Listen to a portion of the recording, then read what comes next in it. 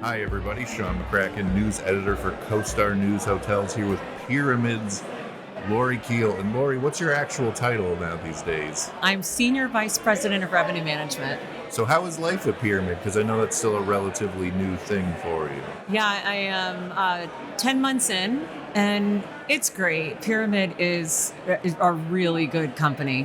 The culture is everything I would have wanted. It's really, really good. Otherwise, it's third-party management. Yeah. I mean, a field that you've got some experience with for sure. Yeah. I did want to ask you, I mean, Pyramid's a big company that does a lot of things. You're coming from your time with Kessler, which was, a sophisticated company, but kind of in its own niche, right? So Yeah. How's that gone for you? I'm learning a lot, and that was important to me. That was one of the reasons I left Kessler, is because after 16 years, you started to realize that you were on cruise control. You were doing the same thing. Yeah. But coming here, it's been a huge learning experience. But I think I've also brought a lot of value, just in truly understanding organizations and how to organize and really how to do a lot with a little. Because if there was anything at Kessler, we were nimble. There weren't a lot of layers. And so I do think that those efficiencies are helping us a lot at Pyramid, where there are layers. However, they're not always efficient. So it's been good. I mean, that's true of any kind of larger organization, right? Like, efficiency is the hard thing to hold on to. It really is.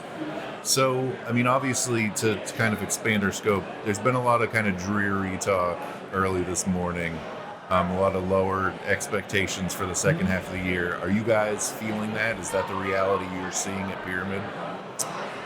I would say it was definitely this along the same lines as what we heard them say in some of the graphics that they showed. So I think that Q3 definitely is along that same lines of concern on pace. And it was almost, for me, it was a little bit of a sigh of relief to see what they had seen in June and July, because it really dropped off, and you saw that.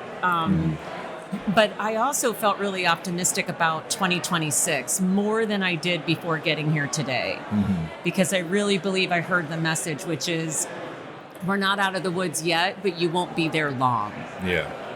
I do wonder, so what, as somebody who's in charge of revenue management and kind of driving that top line, like, what's the feeling going through your head when you're entering the early parts of the summer travel season and things just aren't coming together the way you might have hoped? Like, is it panic? Is it just like, oh, we got to readjust? Like, what's the thought going through your head?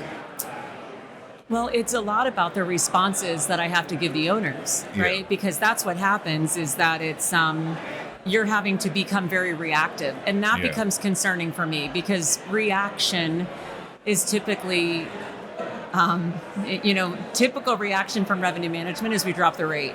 Yeah. And so I have done everything that we possibly can not to do that, not to lose the value of what these products represent, but rather, how do we do a promo or a flash sale or something that shows that this is a temporary offer, just to be able to build the volume. Yeah.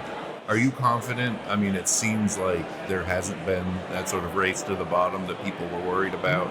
And obviously there wasn't in the pandemic for different reasons, but are you confident the industry at large has kind of learned that lesson, or is it still to be determined? I want to believe that we learned the lesson. That anyone that went through that period, you realize you hit the bottom and it still didn't change anything. So I feel again optimistic about the fact that we go through these cycles, and I'm not seeing people do that. But there's still variations of that. And I guess that's what bothers me, is I also don't want to fool myself in believing that doesn't happen, because there are markets that I'm in that we're trying everything we can to maintain our value. And then you have hotels that are scales above us that are dropping below us. Yeah. So it still happens. I just don't think it's happening, as an epidemic. I think it's just in pockets, but it's still, regardless, it can hurt your hotel very badly. Yeah. So obviously the theme this year and the last few years has been kind of the sense of uncertainty. How are you guys navigating around that? Like, how do you respond to the unknown? Well, I think fortunately for us, one of the things is that our forecasting is we're measured off of day one forecasting for the month that you're going into. Yeah. I think that's helpful. It's a little bit nerve wracking right now because we are trying to get our forecasts shored up for the rest of the year so we can now do the budgets. Yeah. That's it's a fun budget season, right? Yeah, that's where it gets a little tricky because, again, you weren't necessarily wanting to give up on the rest of the year because if this year has taught us nothing else, you can't bank on year over year trends and you can barely bank on what's happened in the last 8 weeks. So I think that's the part for me that probably gives me pause right now is how do you hedge those bets? Mm-hmm. I mean, since you brought up budget season and we're approaching that, like, how do you temper, like, the attitude of this moment, which are, things aren't coming together the way we hope, versus you were even saying that you're feeling more optimistic for next year. Like, how does that all weigh into kind of that budget discussion? Well, for us, I think what we owe the owners is to make sure that we understand what the hotel's performance potential is. Yeah. When they were in a similar time frame, what did that look like? And what did the year after look like? So while I'm also big on saying be careful about the trends you follow and looking too far back, I think that in this moment, you have to understand that especially relative to the economics and the politics, there is a lot at hand here that wouldn't necessarily be worthy of calling a trend. So give me an example of that. Like, what do you mean in terms of what's not a trend that might seem like it is if you're not looking too closely? I mean, I think politically, what we see happening right now is we have an administration that makes decisions very quickly and every morning you wake up, you don't know what you're going to turn on, right? So this morning was another one of those, right? So the tariffs and this and that. And what you're seeing in the pickup and the pace is reaction to those very quick decisions. Yeah. My hope is that we will settle in at some point as this administration gets through its first year. And in that stability, we should be able to find ourselves back into a place of dependable trends, if you will. But you think about the trends that we have. They said it this morning. You think about, we know September's coming. We have a lot of hotels in the Southeast. We're already prepared. Like, what is that going to look like from a hurricane point of view? We're not forecasting or budgeting them, but you know that that's going to create some displacement. Those are disruptions that you are prepared for as best as you can. I'm not prepared for a disruption where we have an administration that changes a major policy overnight, and now that in the minds of our consumers is impactful. And that's what you see in the bookings, and you see that leisure and business. For sure. And I mean, along those lines, like, obviously a big portfolio like Pyramid has, you're going to be impacted by things like international travel demand. Absolutely. Look at those Canadian trends this morning. I mean, we've heard about it. I think that was the thing for me is I'm hearing all of these things, but to see it on a graph, to see the lines going down and how deep and then played up against the other regions of travel, it's very real. It's very real. So, I mean, talking about like a little bit more optimism going into next year, do you think that international travel rebounds in any tangible or meaningful way next year? Or you kind of go into it expecting like, all right, this is the way it is, at least for the time being? I think I'm on the latter half of that. I don't feel optimistic on that side. I feel like this is the way it is right now, and I think it may play like this for a while.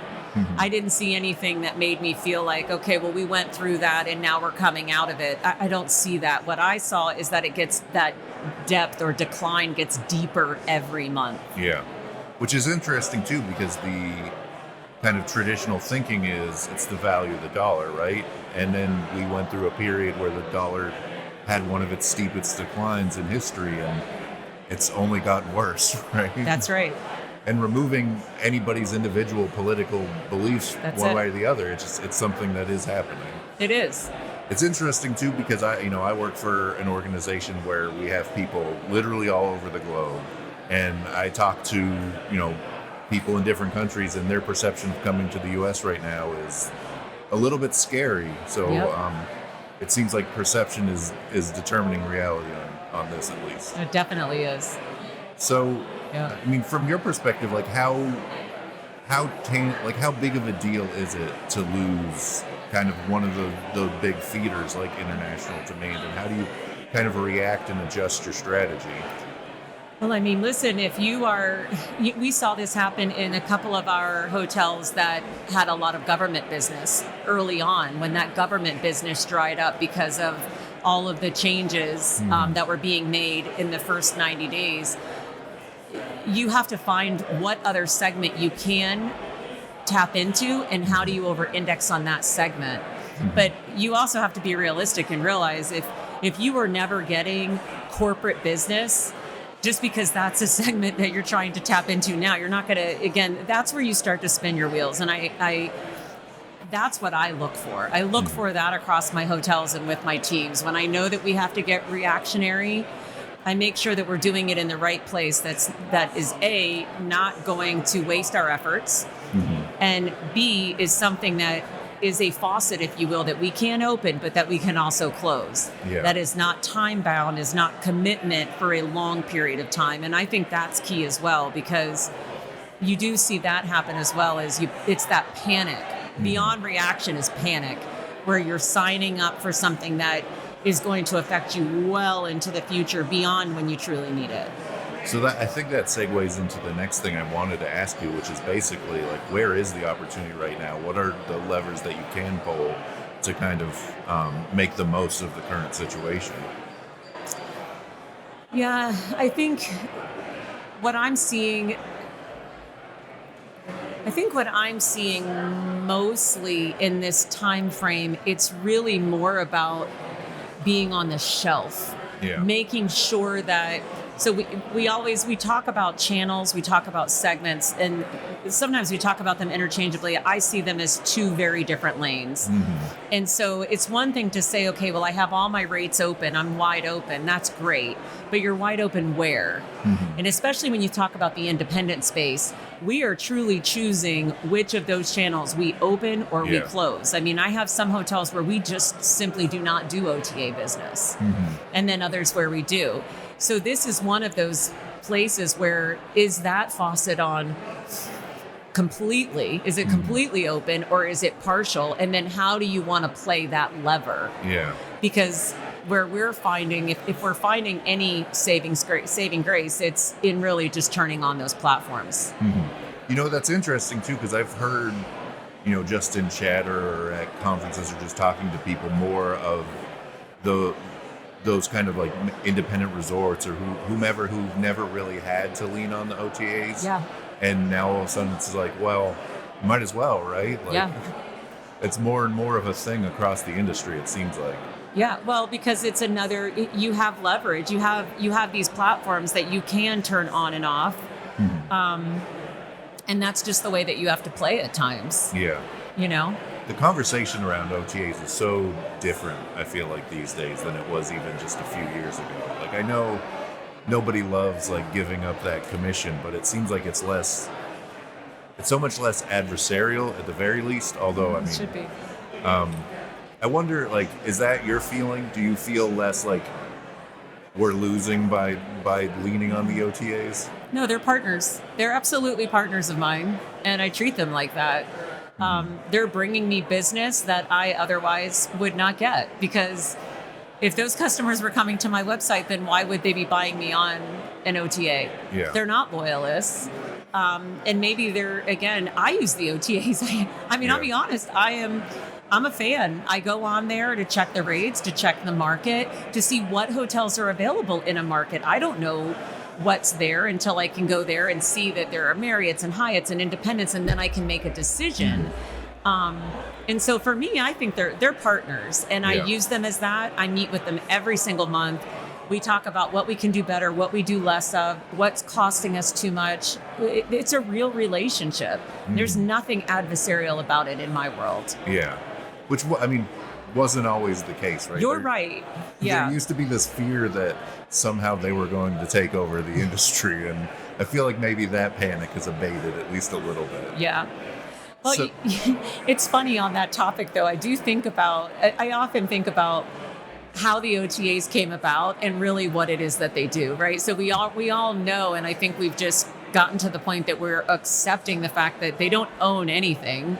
They're taking my inventory and they're selling it to you. yeah, And that in itself, I think, is what has been so hard to really come to terms with, right? I mean, and you just think about that for a minute. If they were selling you vouchers of milk that you're going to go in my store and buy, but they've marked it up, I mean, it's just, yeah. it's odd. We've all just gotten to a point that we've accepted it, but it's still in itself, it's kind of an odd theory.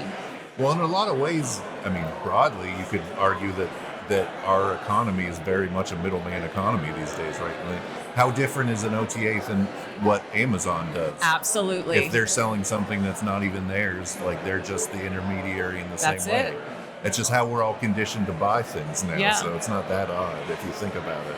You're right. But speaking about things that people want are now believe, at one point believed or now believe are going to take over the industry, what are your feelings on AI at this point? I'm very accepting of it. I use it every single day. I want to be in front of it as best as I can. I'm trying to keep it relevant for me because for a while, every conference I would go to, there was all of this discussion about AI, and it was all relative to the systems, the technologies, which, yes, I understand they affect me. If one of my RMS systems has an AI component to it, yes, of course, I understand that I'm using AI and the effects of it, but that doesn't touch me personally, and I think I was having a hard time really understanding that impact. Now I use it every single day in my real life, and I appreciate it. I really appreciate the efficiency and the convenience. Yeah, well, it's nothing if not convenient. Right? It does seem like the industry conversation has evolved on it, at least in the last half a year maybe, where people are talking about tangible ways you can react to it and things you can do versus just being this monolith of AI. Yes. Yeah, I was growing really tired of that. I was so tired of being in an audience and every different technology providers up on the stage talking about what they're doing with AI. And I'm like, that's fabulous for you. But you're boring me. I don't understand how that's helping me. Yeah. More and more, though, it seems like, people can tell you what to do with your content and reaction to it and how consumers are using it. And like, it seems like we might be reaching the point. I know everybody criticizes the hotel industry for being slow to react to technology, but how do you react to a technology though where you don't really know tangibly how it's going to affect you? So it seems like maybe we're at a point where people can react. Yeah, I think we have to. I just don't think there's a choice, really. So after this conversation, then, you still feeling good about next year, though? Like, what's your vibe on 2026 and kind of what determines that for you right now? I feel good about 2026, but I don't want to suggest that I'm not being cautious. Yeah. Right? I think that outside of the obvious top line trends that we concern ourselves with in revenue management, my bigger concern about 26 and going forward is the expenses. It's the expense piece. And we've been waving a flag about that for quite a while. That's truly how the commercial conversation really got rolling, was because we recognized that if we don't create synergies, and especially to create savings for the bottom line, then all that we're doing on the top is not impactful, is not meaningful. And I'm concerned that's here and that's now. And I think we have to figure out how we're getting everybody in the room to make sure that we're doing something about it. Yeah. I mean, it's a tough thing to wrangle, right? Like, especially, the trajectory of the economy. It's not just a hotel industry thing, but expense growth is a real problem. Yeah. Well, and it's complicated because the other side of this that you've heard today, and I've seen it, is with AI, we're starting to see some of our digital marketing strategies are not working. And the reaction is to pour more money into that bucket, when the reality is there's nothing for you there, because that entire platform is starting to change and in ways that we just don't understand yet or really can affect. So again, how do we make sure that we're managing our expense against the true expectation of what we can affect? Isn't there also a danger in the opposite, though? If you look at this environment and say, well, we don't really understand it, let's slash our marketing budget. It feels like that could be dangerous. I agree. I just think you have to pay more attention. Yeah. It's just like what we were talking about earlier. When you start to go through any kind of tumultuous time in revenue management, you pay a little more attention. You're not just relying on the same time last year trends. You start looking at the trend from last week and 3 weeks ago and 3 months. You're looking at a lot of things that normally you wouldn't have to. I think this is the same thing. You know change is coming. You know there's something on the horizon you don't quite understand. You need to pay a lot of attention to what is working right now and then start to parse out those things that are no longer effective. Yeah. Any last words of wisdom for our listeners, or you feel whole and complete with this conversation? I always feel whole and complete with a conversation with you. All right. I'll take that. Well, thanks a lot. I appreciate you taking the time.